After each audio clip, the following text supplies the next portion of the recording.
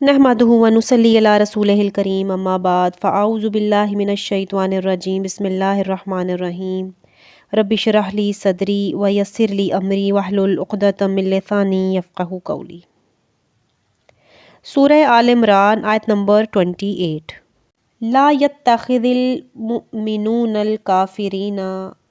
نہ بنائے مومن کافروں کو اولیاء اپنا دوست، من دون المؤمنین مومنوں کو چھوڑ کر، وَمَن يَفْعَلْ اور جو کرے گا ذَلِكَ ایسا، فَلَيْسَ تو نہیں ہے اس کا من اللہ فی شیء اللہ سے کوئی تعلق، الا مگر ان یہ کہ تتقو تم بچنا چاہو منہم ان کے شر سے، تقاتا کسی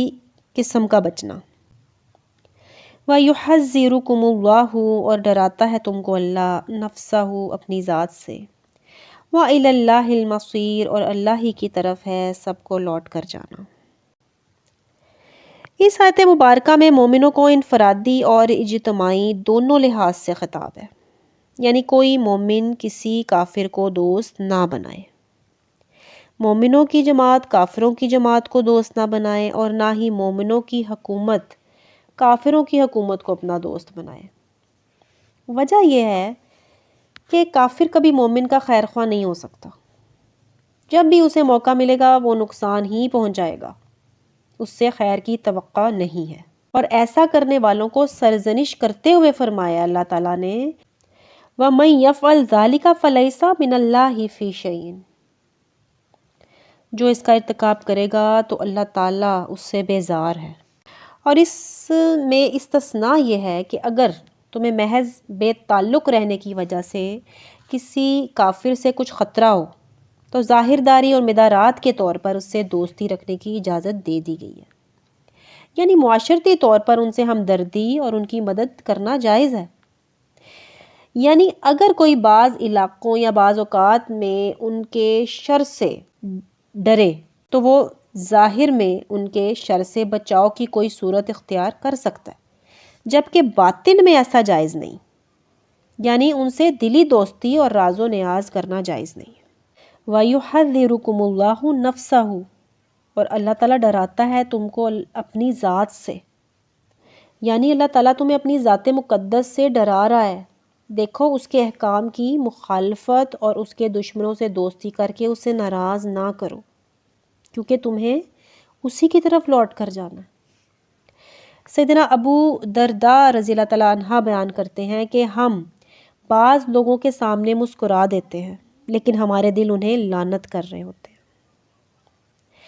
آیت نمبر 29۔ قل کہہ دو ان تخفو خواہ تم چھپاؤ، ما جو فی صدورکم تمہارے سینوں میں ہے، او یا تبدوہ ظاہر کرو، یعلمہ اللہ جانتا ہے اسے اللہ، وَيَعْلَمُ اور وہ تو جانتا ہے، ما جو فی السماوات یا آسمانوں میں ہے، وما فی الارض اور اس کو بھی جو زمین میں ہے، واللہ اور اللہ علی کل شیء قدیر ہر چیز پر پوری قدرت رکھتا ہے۔ اس آیت مبارکہ میں اللہ کی طرف سے بندوں کو تنبیہ کی جا رہی ہے کہ وہ اللہ سے ڈرتے رہیں اور ایسے اعمال کا ارتکاب نہ کریں جن سے اللہ نے منع کیا اور جو اس کی ناراضگی کا سبب بنے، اور بندہ اس یقین کے ساتھ دنیا میں رہے کہ اللہ سے کوئی بات بھی مخفی نہیں ہے، وہ دلوں کے بھید جانتا ہے، چاہے بندہ اسے ظاہر کرے یا چھپائے، وہ آسمان و زمین کی تمام چیزوں کو جانتا ہے، اور جب اس سے کوئی چیز مخفی نہیں تو اگر کوئی شخص پوشیدہ طور پر کافروں سے دوستی رکھے یا نبی کریم صلی اللہ علیہ وآلہ وسلم کی تکذیب کرے تو اللہ تعالیٰ سے یہ بات کیسے مخفی رہ سکتی ہے؟ سورہ ملک میں اللہ تعالیٰ نے ارشاد فرمایا ہے وَأَسِرُّوا قَوْلَكُمْ أَوِ اجْهَرُوا بِهِ إِنَّهُ عَلِيمٌ بِذَاتِ الصُّدُورِ اور تم اپنی بات چھپاؤ یا اسے بلند آواز سے کرو، برابر ہے، یقیناً وہ سینوں والی بات کو خوب جاننے والا ہے۔ اور پھر اسی لیے اللہ تعالیٰ اگلی آیت مبارکہ میں کیا فرما رہے ہیں؟ آیت نمبر 30، یوما وہ دن جب تاجدو موجود پائے گا کلو نفس ہر شخص، ماں جو عاملت کی ہوگی اس نے، من خیرن کوئی نیکی، محضرن اپنے سامنے حاضر، وما اور وہ بھی جو عاملت کی ہوگی اس نے من سوء کوئی بدی، تودو آرزو کرے گا، لو انا کے کاش، بینہا و بینہ اس کے اور اس کی بدی کے درمیان امدن بعیدن فاصلہ ہوتا بہت دور کا، وَيُحَذِّرُكُمُ اللَّهُ اور ڈراتا ہے تم کو اللہ نفسہ اپنی ذات سے، واللہ اور اللہ رعوف بالعباد نہایت شفیق ہے اپنے بندوں پر۔ یعنی اگر اللہ تعالیٰ دنیا میں کسی کو ڈھیل دیتا ہے تو اس سے کوئی یہ نہ سمجھ لے کہ اللہ تعالیٰ سے اس کے اعمال مخفی ہیں، بلکہ اس کے اعمال قیامت کے دن کے لیے اٹھا کر رکھ دیے جاتے ہیں، جس دن ہر آدمی اپنی نیکیوں کو اپنے سامنے پائے گا، اور جب اپنے گناہوں کو اپنے سامنے دیکھے گا تو تمنا کرے گا کہ کاش اس کے درمیان اور اس کے گناہوں کے درمیان بہت زیادہ دوری ہوتی۔ اس لیے آپ صلی اللہ علیہ وآلہ وسلم نے نماز میں ہمیشہ یہ دعا پڑھی اور مومنوں کو بھی پڑھنے کی تلقین فرمائی، اللہم باعد بینی و بین خطایای کما بادت بین المشرق والمغرب، اللہم نقنی من الخطایا کما ینقی الثوب الابیض من الدنس، اللہم اغسل خطایای بالماء والثلج والبرد، کہ اے اللہ میرے اور میرے گناہوں کے درمیان دوری ڈال دے جیسا تو نے مشرق اور مغرب کے درمیان دوری رکھی ہے۔ اے اللہ مجھے گناہوں سے اس طرح پاک کر جیسا کہ سفید کپڑا میل سے پاک کیا جاتا ہے، اور اے اللہ میری خطائیں پانی، برف اور اولوں سے دھو ڈال۔ پھر اللہ تعالیٰ فرما رہے ہیں وَيُحَذِّرُكُمُ اللَّهُ نَفْسَهُ، اور اللہ تمہیں اپنے آپ سے ڈراتا ہے، اس لیے کتاب و سنت میں نیک اعمال بجا لانے کی نسبت برے کاموں کو چھوڑنے کی بہت تاکید کی گئی ہے۔ واللہ رعوف بالعباد، یعنی اللہ تعالیٰ کا اپنے بندوں کو برے انجام سے آگاہ کر دینا ہی اس کے بندوں پر ترس کھانے کی بہت بڑی دلیل ہے۔ آیت نمبر 31، قل کہہ دو ان کنتم تحبون، اگر تم محبت رکھتے ہو اللہ سے، فاتبعونی تو اتباع کرو میرا، یحببکم اللہ محبت کرے گا تم سے اللہ، ویغفر اور معاف کر دے گا لکم ذنوبکم تمہارے گناہ، واللہ اور اللہ غفور الرحیم بڑا معاف کرنے والا نہایت رحم کرنے والا ہے۔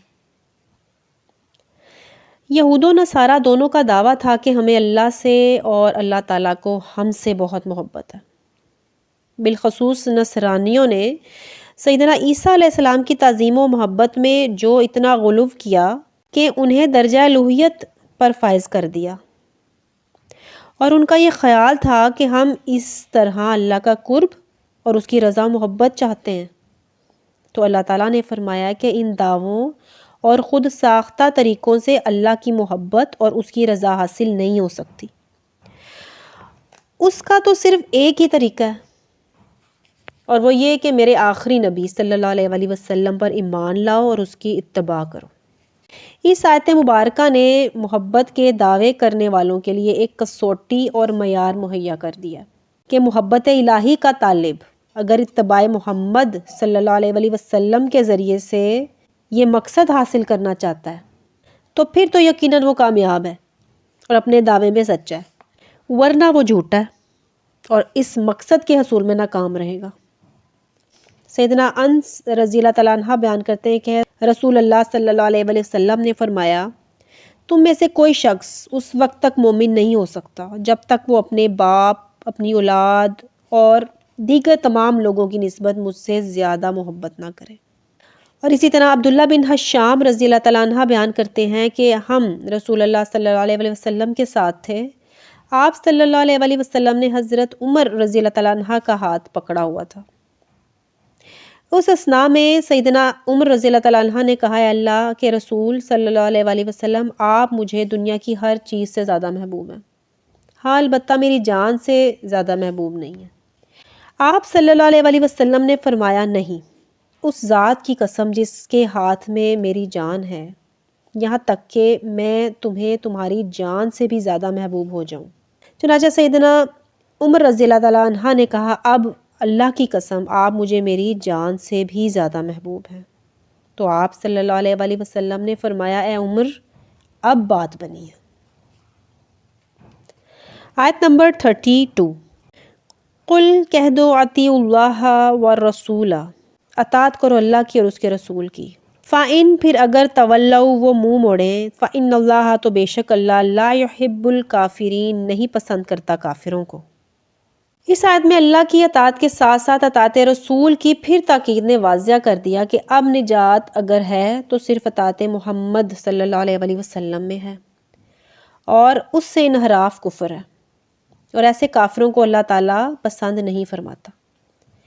اس آیت میں اللہ کی اطاعت کے ساتھ الرسول یعنی محمد صلی اللہ علیہ وسلم کی اطاعت کا مستقل حیثیت سے حکم دیا گیا ہے،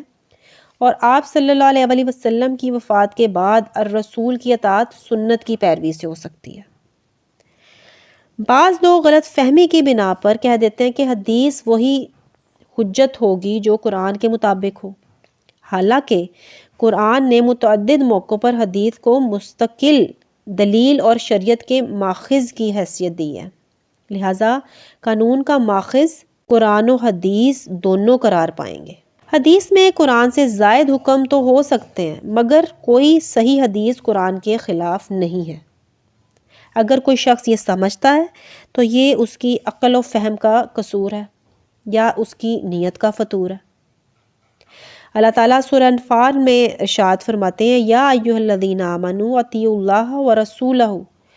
ولا تولوا عنہ وانتم تسمعون، اے ایمان والو اللہ اور اس کے رسول کی اطاعت کرو اور اس سے منہ نہ پھیرو جبکہ تم سن رہے ہو۔ اور اسی طرح سورہ محمد میں اللہ تعالیٰ ارشاد فرماتے ہیں، وَأَطِیعُوا اللَّهَ وَرَسُولَهُ وَلَا تُبْطِلُوا أَعْمَالَكُمْ، اے لوگو جو ایمان لائے ہو اللہ اور اس کے رسول کا حکم مانو اور اپنے اعمال باطل مت کرو۔ سیدنا ابو رافع رضی اللہ تعالیٰ عنہ بیان کرتے ہیں کہ آپ صلی اللہ علیہ وسلم نے فرمایا، میں تم میں سے کسی کو اس حال میں نہ پاؤں کہ وہ اپنے تکیے پر ٹیک لگائے ہوئے ہو، اس کے پاس میرے حکم میں سے کوئی حکم آئے ان چیزوں میں سے جن کا میں نے حکم دیا ہے یا میں نے منع کیا ہے، تو وہ کہے ہم نہیں جانتے، ہم اللہ کی کتاب میں جو پائیں گے اس کی پیروی کریں گے۔ اسی طرح سیدنا سلمہ بن اکو رضی اللہ تعالیٰ عنہ بیان کرتے ہیں کہ ان کے والد نے انہیں بتایا کہ ایک آدمی نے رسول اللہ صلی اللہ علیہ وسلم کے پاس بائیں ہاتھ سے کھانا کھایا،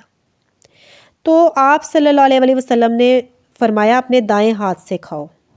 اس آدمی نے جواب دیا، میں ایسا نہیں کر سکتا۔